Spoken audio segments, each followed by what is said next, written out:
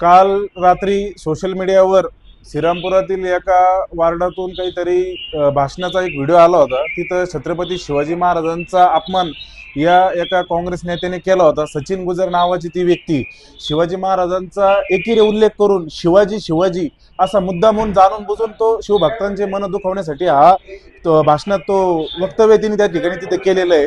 याचा राग मी हा व्हिडिओ काल संध्याकाळी सोशल मीडियावर पाहिला आणि रोज सकाळी उठून मी व्यायाम करत असतो, रनिंगला जात असतो। बेलापूर रोड येथे जात असताना मला सदर व्यक्ती सचिन गुजर तिथे दिसला। तर मी त्या सचिन गुजरला म्हटलं, अरे बाबा तू शिवाजी महाराजांबद्दल असा अपशब्द का वापरतो, अरे का रे का करतो?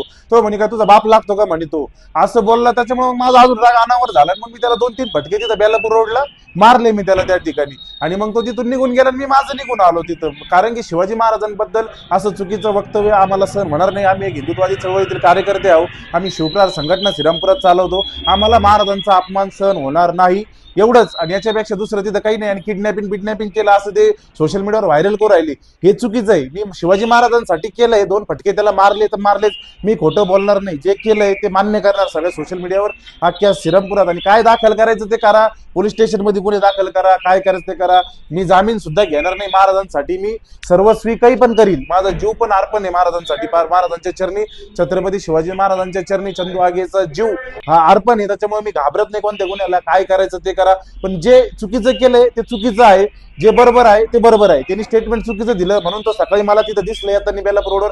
मी त्याला जाब विचारला का अरे शिवाजी महाराजांबद्दल तू असं चुकीचं का बोलला?